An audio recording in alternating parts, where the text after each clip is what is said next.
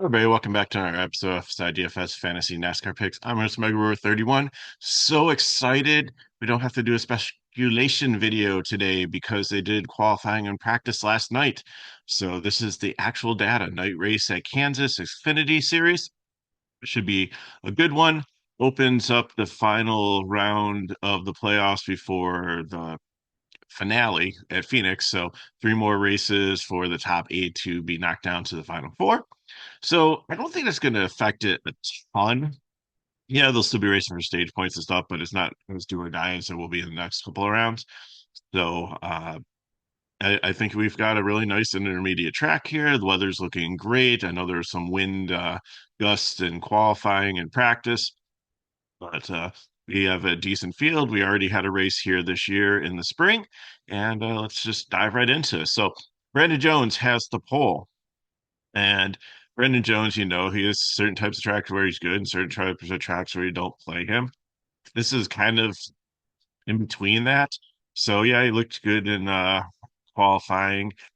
Practice, he was okay, but again, like take the win into consideration a little bit. So I don't trust him. So I'm gonna have him as an upside dominator here. He's someone that could potentially be a GPP dominator. You're gonna probably want to get two to three dominators, but this race is a little bit messed up because Sheldon Creed had to change an engine. He didn't qualify. He's gonna start in the back of the field. He's 10K and has the potential to get 50 GK points. So in cash lineups, he's probably going to be 75% owned, probably something like super high like that.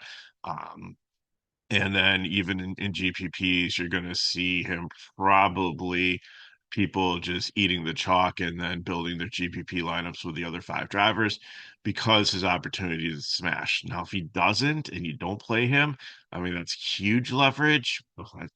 I think the percentage that that outcome happens is far less than the percentage it does.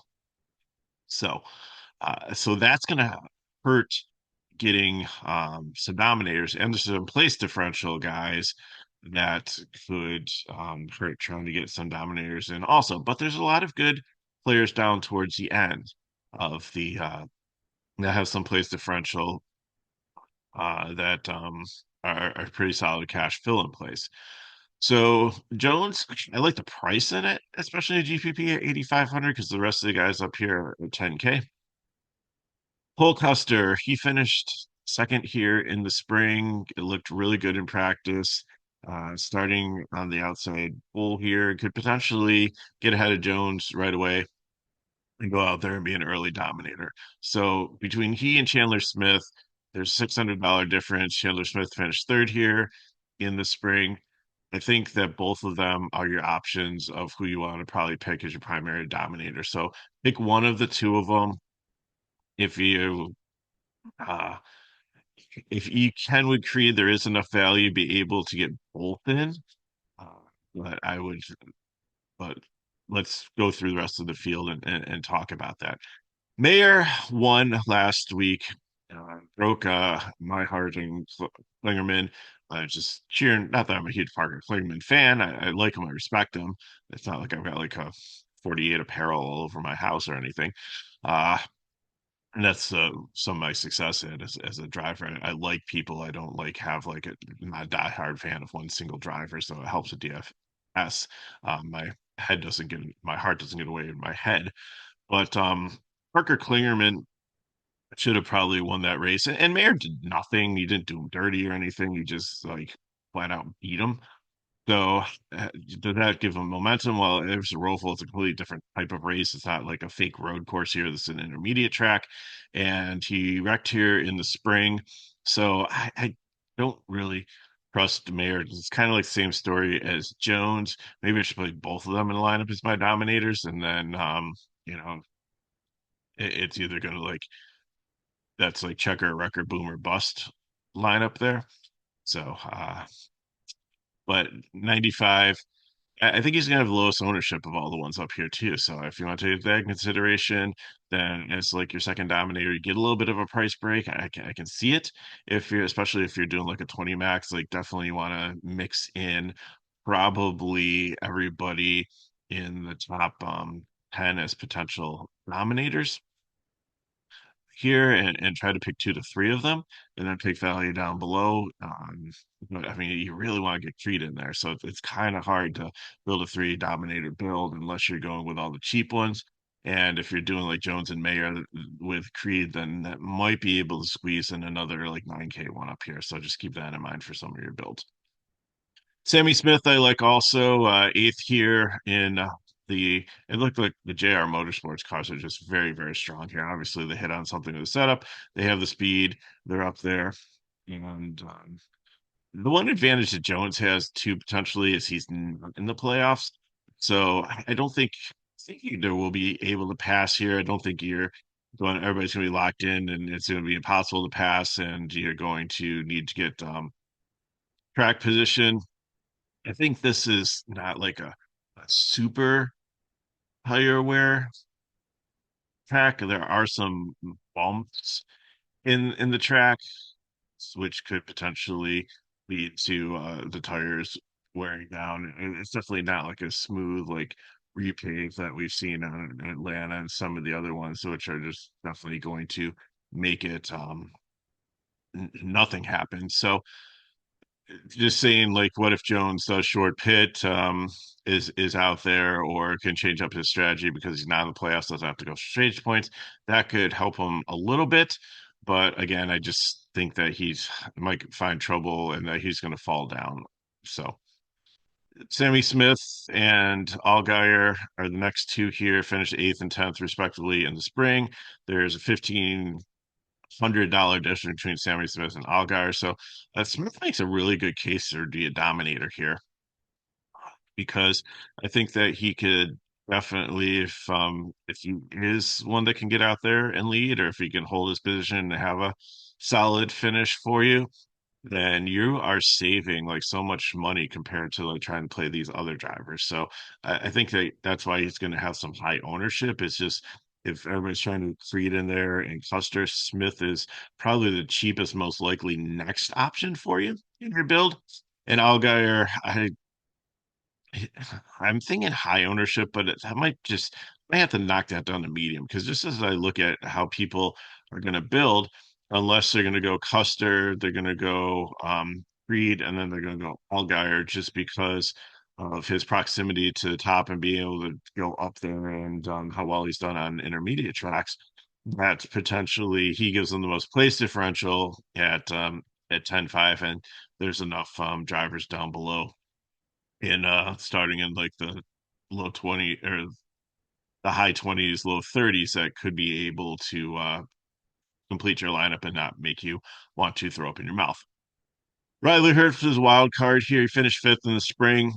He's not in the playoffs anymore, so he doesn't have that pressure that could help him with track position. So he's going to be one of my 10K drivers. Now, with the 10K drivers, you want to play all three of them in the same lineup, but then mix in like some of the chalk. Like you still play Creed, you can still play some of the other ones, but it's going to give you like kind of a sub dominator group here.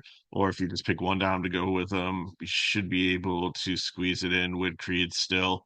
Um, Especially if you like throw like Sammy Smith in there or like or Brandon Jones, then you should be able to have a pretty balanced lineup with this build. Love and Allmendinger are also in the playoffs. Love didn't fare great here in the spring. Allmendinger was a consistent sixth. So I think both of them are pretty much the same play. I think people will look at the spring results for Love, and that's why he won't be as high owned. And Allmendinger, I just think people will think that they could have a good day, but they're looking for somebody to go up there and dominate. I don't see as AJ Allmendinger as like a dominator. Love is aggressive driver, and if he can get up there and lead, he could. But I think they might play a little bit more safe to try to get survive in advance here with stage points. Ryan Sieg, he's in the 28 here, which is kind of interesting because he usually drives the 38. So I don't know if it's like chasing like owner points or something. No, no, he's usually in the 39. So I don't know if this is like an owner point thing, put the better driver in one of the weaker cars to be able to try to um get more like owner points, or like if there's got to be some kind of strategy in that. But it looks like it's probably the same car, just a different paint scheme, different number on the top of it, same crew and everything. Did really well in spring, finished seventh here, had really decent speed in practice, and qualified in the top 10. So I think definitely someone to take shot at in the 10K lineup, or even in GPPs. I'm fine with that.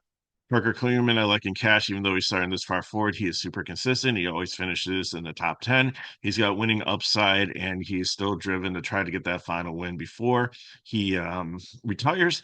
And it's not because he's retiring because he's like absolutely losing it and like over the hill and declining. He's like going out on top. Like he's was in the playoffs and definitely has the potential to be winning driver and a title winning driver in Xfinity Series. He just wants to focus on family and some other things. So kudos to him for his decision to move on in life. And doing it the right way and doing it while he still is a threat.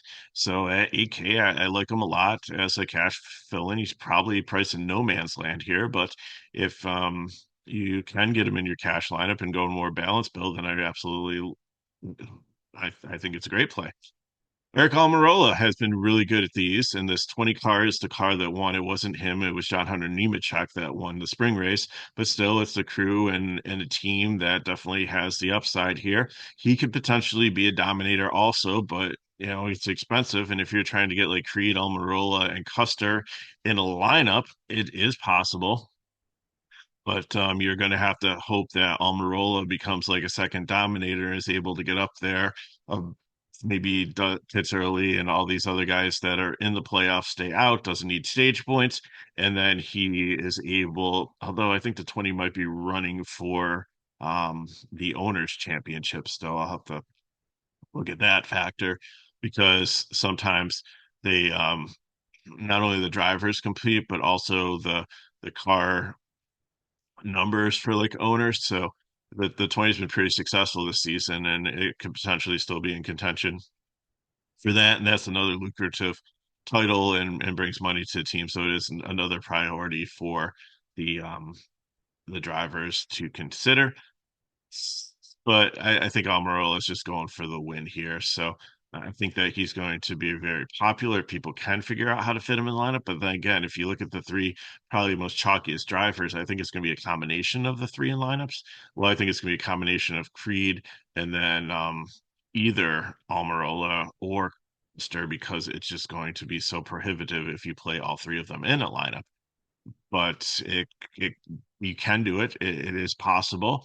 And we'll get down to some of those plays in just a second. But I think I'm going to play him more in GPPs. Taylor Gray is another one that's coming up, and he's going to be in. I think he's going to be in the 20 next year. Actually, Ty Gibbs is going to be listed as his owner. He is he's ready to go. Has been really good in the truck series. This Toyota Racing Development Program's been really good to him, and he is one that's going to be pretty solid and has been solid this season. Finished 12th here in the spring with little experience, only a couple races in Xfinity, and I think that he's going to could have another solid day here. Low ownership and another solid 10K driver for me. Corey Heim, 13th here, starting 14th. He also has this probably the same upside as Gray, just doesn't have the same car. It's very similar. It's affiliated, but it's kind of like a lighter version of it. And I can't heard if Heim's going to be Xfinity or if he's staying in Truck Series, but this guy's probably is by far probably the most talented truck driver in the Truck Series right now. And he's had some success in Xfinity, so I don't see he'd be a natural fit in one of these teams. Maybe they're just waiting for to keep him in the right situation, but we'll see how that plays out. Maybe he's already signed and I just missed the article. So put in the chat if you know for sure. Interested to see that. But I think that he's a GPP here. I didn't really wasn't blown away with his practice times. Again, could have been wind blowing against them and aiding some of the other ones here. But I think I'll have a solid day, but more of a GPP for me. Burton GPP finished 23rd here. It's been okay on intermediate tracks. I think he started a little bit too far forward. Shane Van Gisberger, this was like probably his third race in Xfinity, so getting used to the car, so we can forgive the 37. but I just think he's out of the playoffs here. I think he's starting to focus on his transitioning to Cup, and I just don't think it's a great race track for him. I think he can do well here, but it's a GPP. It's not a cash. The floor's not there for me. Now, here's where a lot of people are going to debate me. Austin Hill. I just think this is an Austin Hill track. He finished fourth here. He started 17th. His practice speeds look decent. So I think he definitely has the upside. And I think this is where you can differentiate yourself. You can play one of the dominators, you can play Hill, you can play Creed, and you can still have a decent lineup. But I think if people are going to go for the Almirola, you are saving um, $1,200 here by playing Hill over Almirola. I think they're pretty much the same play. I think that Hill could get up there and potentially dominate. I know he is a playoff driver, but he's not anywhere close to the top 10 and potentially might not be after stage one or at the end of stage one. So he can pit early and get that track position and hopefully be able to hold it through stage two and three. So finished fourth. I like him on intermediate tracks, and I think he's always a threat and that people kind of forgotten about because he really hasn't made a ton of noise in the last few weeks. But I think he's like kind of the silent assassin, just laying back, and I'm actually going to bet him to win this race because I just have a feeling on him. If you don't want to play him, I get it. Go up there and play Sammy Smith and save $800, get a second Dominator in there, pay $400 more and go Cole Custer and Chandler Smith. You can do it. But I want the place differential with somebody that could potentially be a Dominator and be a top five finisher here. So Austin Hill is going to be my first prime. Fredo, Clements, Retzloff. I like all these drivers. Probably going to finish around where they start. So GPP, they have a little bit of floor, but not a ton of upside for me. Bill and Luplo in the the Harrison Burton car of next year, just getting some experience in Xfinity. He's been okay, but I think 21st started a little bit too far forward. Haley Deegan finished 15th here early on in the season when we all thought that she was ready to have a breakthrough year, and then that ended quickly. She's in Indy now, so best of luck to her there. Hopefully, maybe she was able to resurrect her career and then come back and be successful in the NASCAR series in whatever level she re-enters. But Luplo's in there today. I think he's okay, but nothing that really blows me away. So fade for me. Kyle Sieg and supposedly in the better car here, but not the better driver. He did finish 20th, so that's about where he starts. I think you can play him in GPPs, but I think there's like some better plays for cheaper for your cash lineups. Josh Williams in this colleague car, I think he's gonna be highly owned. He finished 14th here. That's almost 10 place differential points. He's been solid on intermediate tracks. He's got floor. He's in a college car, and he did amazing things last year in lesser equipment. He's had a solid season, and I think that he definitely has the upside to be a cash play here. Di Benedetto and Honeyman, I like both these drivers. Di Benedetto has struggled on intermediate tracks. He finished 33rd. Actually, the car did. He wasn't in it. He took over a little bit later on in the season. Who was driving the 38 back then? It was CJ McLaughlin. So, it's a chance to run a C car for the season. He's been doing pretty well in it, but I think he's a GPP for me. I like some other plays a little bit better. Like only 300 more for Williams, or drop like $400 and you get Weatherman with some more upside. So he's kind of in no man's land there. Honeyman, we've been playing a lot, but I like him probably starting like in the 30s on back. I think if you land on him in 5,500, that's fine. But like you can save 5,000 or $500 and play like Ryan Ellis there. I just don't think he's where I really want to be. Boston Crab's a fade, probably going backwards. Weatherman has been solid. JJ Yaley, actually, I usually don't like, but in this SNS green light racing, he looked good in practice. And he finished 24th here in the same car. So I think both these guys are in play for your cash lineups. Brian Vargas and this Mark Harmon car. He did well to qualify 29th here, but I don't. This car, I just fear tech wise isn't going to make it the whole race, so it's going to be a fade for me. Daniel Dye in a colleague car, he's a very good driver. Came up for Truck Series, has raced pretty effectively in the Xfinity Series, and in a colleague car, just like Williams. So even though they haven't been as good as they've been in years past, they're still a mid-range team and not like a complete garbage team. So, and the only reason that he qualified down here is he hit some of those bumps and going into turn one and qualifying. Other than that, his split was pretty good. Other than like the slowdown there, so which leads me to believe there is some speed in this car. It's not a 30th place car. Even I think you can craft the top 20. So it's 7K solid cash play for you. Garrett Smithley at GPP. I like these Alpha Prime cars, but I like Brendan Poole a lot better. He did race here and finished 19th in the spring. So he's going to be a prime play here. He's my favorite of the drivers that are down here. Wyatt Snyder, he's not in Gibbs' car. He was in the SNS green light one, I believe. Yeah. So let me just correct that. So it is Chevy. So we like him in a Gibbs car. Here it's like he just doesn't have enough chemistry with the team. I think he's a decent driver to take a shot in the GPP, but three I'd pay 300 more for the guy starting more ahead of him, or 600 less for the guy starting below him are much better plays. Ellis, like I said, Alpha Prime been such a solid um probably top of the lower level teams here.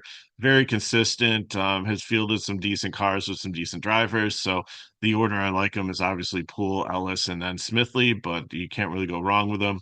Lane Perkins has been decent. I think he finished 31st here, so GPP. I do not like the Joey Gase Motorsports cars. They're probably going to finish. The bottom three could potentially be Vargas, Gase, and Ogata. Ogata was the last couple of races. I think they were road courses, but he's just been like a rolling liability. He might be sitting at the table with Drew Dollar, Harrison, Burton, and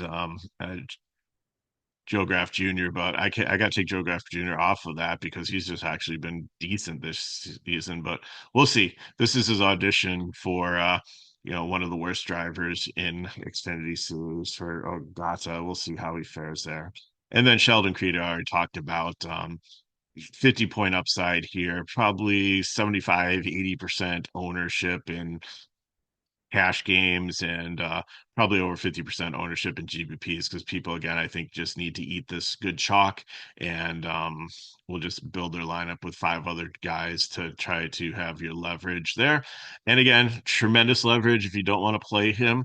I think I'm playing about five lineups today and there'll be one lineup that I play without him, but the other four I'm going to have him in cash and GPP, and even the 10K lineup it makes sense to play him there. So we got four. If you have any questions, put them in the chat below. Hit me Megro31 on Twitter /X, whatever you call it. If you want more information on FSi DFS, you can go into the description of our video, and there are pricing pages there.